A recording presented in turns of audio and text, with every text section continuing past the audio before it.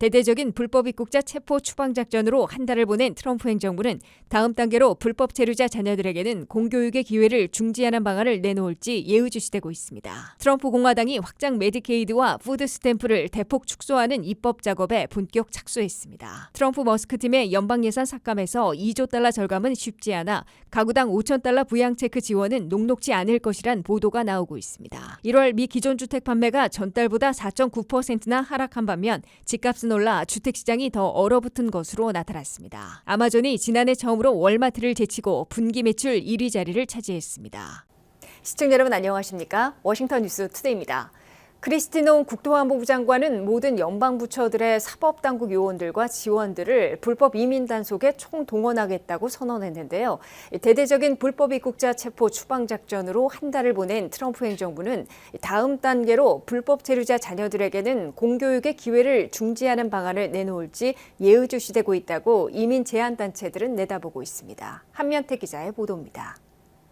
미국의 45대 이어 47대 대통령으로 취임한 도널드 트럼프 대통령은 한 달 동안 관세부가 연방개혁, 국경봉쇄와 불법 체류자 체포 추방 작전을 쉴 틈 없이 강하게 몰아쳐왔습니다. 특히 사상 최대 불법 체류자 체포 추방 작전으로 불법 체류자들은 물론 합법 거주민들까지 불안에 떨게 하고 견디기 어려우면 스스로 떠나라는 충격과 공포 전략 효과를 겨냥하고 있습니다. All illegal entry will immediately be halted, and we will begin the process of returning millions and millions of criminal aliens back to the places from which they came. 첫째, 취임 한 달 통계는 아직 안 나왔지만 첫 3주간 국경에서는 불법 입국 시도자들을 90% 이상 급감시키는 데 성공했으나 불법 체류자 체포와 추방에서는 다소 미흡한 것으로 인정하고 있습니다. 국토안보부는 1월 21일부터 2월 8일까지 첫 3주 동안 불법 체류자들을 11,791명을 체포해 전년도 전임 행정부 시절에 4,969명에 비해서 137%, 2배 이상 늘렸다고 발표했습니다. 자진 출국, 송환을 제외하고 미군 수송기로 추방한 불법 체류자들은 첫 3주간 6천여 명에 달해 전임 행정부 시절보다 역시 2배 이상 기록한 것으로 국토안보부는 밝혔습니다. 둘째, 취임 한 달을 넘기면서 다음 단계 충격과 공포 전략을 한층 강하게 몰아붙일 것임을 경고하고 있습니다. President Trump has a clear message for those that are in our country illegally. Leave now. If you don't, we will find you and we will deport you. You will never return. 크리스티 노 국토안보부 장관은 모든 부처의 사법집행관들과 자원들을 이민 단속에 총동원할 것이라고 선언했습니다. 노 국토안보부 장관은 최근 ILS-CI라는 특별수사요원 2,300명에게 이민 단속권을 부여한 데 이어 2,500명 이상인 국무부 특수요원 DSS도 이민 단속에 동참시켰습니다. 국방부에서는 미군 수송기를 26회 운항해 불법 체류자들을 추방하는 데 앞장서고 있습니다. 관타나모 해군기지에 3만 명을 수용할 텐트 시설 10개를 미군 병력들이 확충하고 있습니다. 셋째, 전임 행정부에서 합법으로 일시 체류를 허가받은 하이티와 베네수엘라 등의 외국인들을 수십만 명씩 패러를 종료시켜 미국을 떠나라고 요구하고 있습니다. 트럼프 행정부는 베네수엘라 출신 60만 명에 이어 하이티 출신 50만 명에 대한 TPS 임시 체류 허가 프로그램을 종료한다고 발표했습니다. 넷째, 다음 단계 충격과 공포 전략으로 불법 체류자 자녀들의 공교육까지 막을지 예의주시되고 있습니다. 이민 제한단체들은 트럼프 대통령이 모든 불법 체류자들에 대한 연방 혜택을 금지시키는 행정명령에 서명하자 다음 단계에서는 유치원부터 고등학교까지 공립학교에서는 체류 신분에 상관없이 교육받을 수 있는 현재 정책을 중지하게 될 것이라고 경고하고 있습니다. 연방 대법원은 1982년 공립초중고등학교에서는 체류 신분에 상관없이 공교육을 시켜야 한다고 판결해 유지되고 있는데 트럼프 행정부가 출생시민권 제한 조치처럼 불법 체류자들에 대한 공교육 기회도 제한하는 조치로 법적 투쟁에 돌입할 것으로 예상되고 있습니다. WKTV 뉴스 한면택입니다. 트럼프 대통령과 공화당 의회는 예고해왔던 확장 메디케이드와 푸드 스탬프를 대폭 축소하는 입법 작업에 본격 착수했습니다. 공화당 하원은 10년 예산으로 메디케이드는 8,800억 달러, 푸드 스탬프는 2,300억 달러를 삭감하겠다는 예산 법안을 내놓았고 트럼프 대통령은 공개 지지에 상원 장벽만 남게 됐습니다. 트럼프 공화당 의회는 첫 번째 예산 조정 법안을 진행하고 있는데 공화당 하원이 저소득층을 위한 메디케이드 의료보험과 푸드 스탬프 식료품 지원 예산을 대폭 삭감하겠다는 방안을 내놓았습니다. 공화당 하원은 10년 예산으로 메디케이드는 8,800억 달러 삭감하고 푸드 스탬프도 2,300억 달러를 깎겠다는 방안을 제시했습니다. 이에 도널드 트럼프 대통령은 공화당 하원의 예산 조정 법안을 놓고 하나의 크고 멋진 법안이라고 공개 지지를 선언했습니다. 이에 따라 공화당 하원은 하나의 예산 조정 법안에 트럼프 감세안 연장과 국가부채 상한선 상향까지 모두 담은 머메이드 법안을 다음 주까지 통과시킬 계획입니다. 공화당 하원은 2017년에 트럼프 감세안을 영구화시키는데 10년간 4조 5천억 달러를 배정하고 메디케이드와 국방비를 포함하는 필수 예산은 2조 달러를 삭감하며 국경 안보 강화에 1,100억 달러를 추가 지원하는 내용을 담고 있습니다.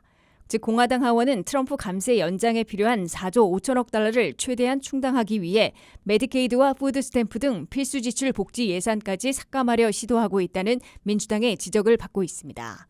메디케이드를 10년간 8,800억 달러 삭감하기 위해 팬데믹 시절 대폭 확장했던 부분을 원위치시키려 하고 있습니다.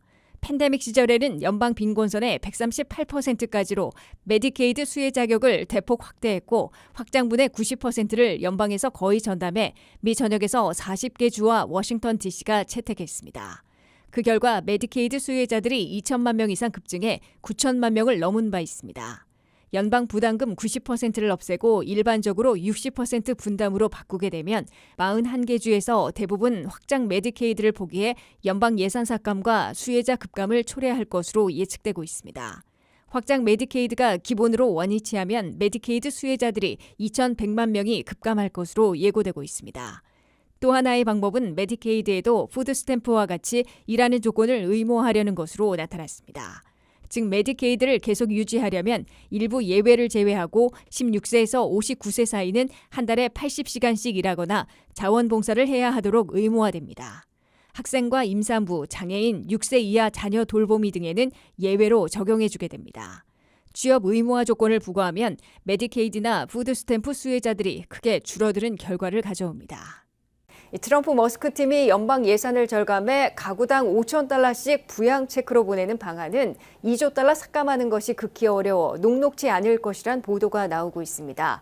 6조 7,500억 달러 가운데 3분의 2는 소셜연금과 메디케어, 국방비 등으로 절감하기 쉽지 않은 부분이어서 남은 재량 예산 2조 달러를 전액 삭감해야 하기 때문에 5천 달러 체크 가능성을 낮추고 있습니다. 한면택 기자의 보도입니다.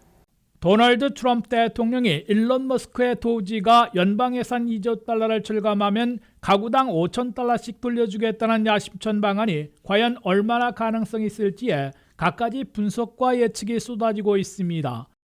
Where we give 20% of the Doge savings to American citizens and 20% goes to paying down debt because the numbers are incredible. 상당수 분석가들은 5천 달러짜리 트럼프 머스크 배당금 또는 부양 체크는 가능성이 그리 높지 않다고 지적하고 있습니다. 일론 머스크가 공언한 2조 달러나 절감할 곳이 연방 예산에서 좀처럼 찾기 어렵기 때문입니다. 한 해 지출하는 연방 예산의 총액은 6조 7,500억 달러인데 그중에 3분의 2는 마음대로 손댈 수 없는 소셜 시큐리티 연금, 메디케어 노년층과 장애인 건강보험, 메디케이드 저소득층 건강보험, 그리고 국방비 등 맨더토리 필수 지출 예산입니다. 나머지 재량 예산 2조 달러를 모두 삭감해야 한다는 뜻이기에 일론 머스크의 2조 달러 절감은 비현실적이라는 지적을 받고 있습니다.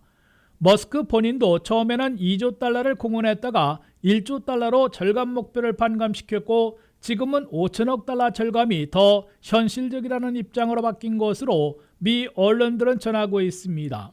이에 따라 메디케어와 소셜 시큐리티, 복지 예산 등에서 주로 새나가고 있는 사기당한 지출, 낭비, 부적절한 지불 등을 파악해 없애면 한 해 5천억 달러는 절감할 수 있고 연방 구조조정까지 몰아붙이면 잘하면 1조 달러 안팎을 기록할 수도 있을 것으로 예상되고 있습니다. 머스크의 도지가 사기당한 지출, 낭비, 부적절한 지불 등을 포착해 1조 달러를 절감한다면 가구당 2,500달러씩의 배당금 또는 부양 체크를 보낼 수도 있을 것으로 추산되고 있습니다. 그러나 모든 세금 환급 수표 제공은 연방의회 승인을 받아야 하는데 민주당이 아니라 공화당 하원이 벌써 냉담한 반응을 보이고 있습니다. 공화당 소속 마이크 존슨 하원의장은 가구당 5,000달러 부양 체크를 보내는 방안은 정치적으로 보수주의 이념과는 배치된 정책이라며 미국은 현재 36조 달러가 넘는 국가부채가 있는데 보수 이념으로는 국가부채 낮추기가 우선이라며 찬물을 끼얹었습니다.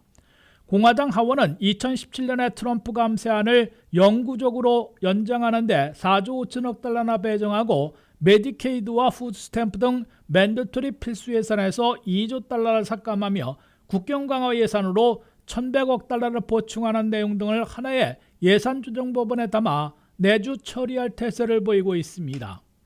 이로 미루어 가구당 5,000달러짜리 트럼프 머스크 부양 체크가 올 하반기나 내년 상반기에 미국민 가정에 보내지기는 가능성이 그리 높지 않아 보입니다. 다만 공약이나 공개적인 언급을 반드시 지키고 있다는 지도력, 추진력, 정치력을 보여주기를 원하는 트럼프 대통령이나 머스크 정부 효율부 수장이 남들이 못하는 연방 예산을 대폭 절감해 수백 달러짜리 체크를 보낼 가능성은 여전히 남아있는 것으로 예측되고 있습니다. WKTV 뉴스 한면택입니다. 미국에서 1월의 기존주택 판매가 전달보다 4.9%나 하락한 반면 집값은 올라 주택시장은 더 얼어붙은 것으로 나타났습니다. 주택 매물이 다소 늘어나고 있지만 모기지 이자율이 계속 제자리하고 있어 내 집 마련 발길이 여전히 뜸한 것으로 지적되고 있습니다. 미국 주택시장의 혹한기가 길어지고 있고 좀처럼 해빈 기운을 보여주지 않고 있습니다. 미국에서 1월 기존주택 판매는 연율로 408만 채로 전달보다 4.9%나 하락했다고 전미부동산인협회가 발표했습니다. 시장 분석가들은 마이너스 2.6을 예상했으나 예측보다 훨씬 저조한 것입니다. 지난해에 비하면 2% 많은 것이지만 여전히 15년 만에 최저 수준에 맴돌고 있습니다. 1월 말 현재 팔려고 내놓은 주택 매물은 118만 채로 전달보다 3.5% 늘어났으나 3.5개월치에 불과해 통상적인 6개월치에는 절반 수준에 그치고 있습니다. 한번 내놓은 기존 주택이 팔릴 때까지 걸린 기간은 41일로 2020년 1월 이래 가장 오래 걸리는 것으로 나타났습니다. 그럼에도 주택 모기지 이자율은 여전히 7% 안팎에서 꼼짝 않고 있습니다. 이 때문에 판매되는 기존 주택 평균 가격은 1월에 39만 6,900달러로 전년보다 4.8% 오른 것으로 계산됐습니다. 주택 모기지 이자율이 제자리하고 있어 매물의 소폭 증가에도 내 집 마련에 나서는 발길이 뜸해 집값만 오르는 악순환이 아직도 지속되고 있는 것으로 분석되고 있습니다. 올 캐시로 집을 산 사람들은 전체의 29%로 근래의 평균 32%보다 줄었습니다. 첫 집을 마련한 사람들은 전체에서 28%로 근래 평균 40%보다 훨씬 적어 처음 내 집 마련의 길이 갈수록 험난해졌음을 보여주고 있습니다. 1월의 지역별 기존주택 판매 현황을 보면 중서부 지역을 제외하고는 모두 전달보다 감소했습니다. 동북부에선 50만 채가 판매돼 전달보다 5.7% 줄었으며 평균 판매 가격은 47만 5,400달러로 전년보다 9.5%나 비싸진 수준입니다. 중서부에선 100만 채가 팔려 전달과 거의 같았고 평균 판매가는 29만 400달러로 7.2% 올랐습니다. 남부에선 183만 채가 판매돼 전달보다 6.2% 줄었으며 평균 판매가는 35만 6,300달러로 3.5% 인상됐습니다. 서부에선 75만 채가 팔려 전달보다 7.4% 감소했으며 평균 판매가는 61만 4,200달러로 전년보다 7.4% 올랐습니다. 세계 최대 전자상거래 기업 아마존이 지난해 처음으로 미국 최대 유통기업인 월마트를 제치고 분기 매출 1위를 차지했습니다. 아마존은 전자상거래 이외에도 구독 서비스, 클라우드, 광고 등을 통해 거대한 매출을 창출하면서 월마트의 매출을 추월한 것으로 분석되고 있습니다. 홍희진 기자가 보도합니다. 월마트가 지난 2012년부터 유지해온 미국 매출 1위의 자리를 아마존에게 내주었습니다. 월마트는 12년째 분기 매출 1위의 자리를 유지해왔지만 이번 분기에 아마존이 1,878억 달러를 기록하면서 월마트의 1,805억 달러를 앞질렀습니다. 아마존은 핵심 사업인 전자상거래 이외에도 구독 서비스, 클라우드, 광고 등을 통해 거대한 매출을 창출하면서 최초로 월마트 매출을 추월했다는 점이 시장의 이목을 끌고 있습니다. 또한 최근 트럼프 대통령의 관세 정책 등 불확실성이 높아지면서 소비 심리의 냉각 신호가 관측되고 오프라인 유통업체의 실적 저하가 이뤄지고 있다는 분석도 나오고 있습니다. 월마트의 재무 책임자는 관세가 어떻게 변할지 예측하기 어려워서 그로 인한 영향은 포함하지 않았습니다. 라고 말했습니다. 월마트는 멕시코에서 수입되는 식품과 중국에서 수입되는 전자제품 등 여러 일반 상품을 많이 취급하고 있습니다. 트럼프의 관세 정책이 물가 상승을 일으키고 그로 인해 소비자들이 더 큰 부담을 지게 될 것이라는 우려가 나오면서 소비가 줄어들면 월마트의 매출에 부정적인 영향을 미칠 수 있다는 예측도 제기되고 있습니다. 월마트의 대부분 매출은 오프라인 매장에서 발생되는 반면에 아마존은 다양한 수익처를 보유한 것이 양사의 매출 역전의 이유라고 전문가들은 말했습니다. 월마트 역시 매출 성장을 유지하기 위해 온라인 전략을 적용해왔지만 아마존에 비하면 훨씬 작은 수준의 서비스를 제공합니다.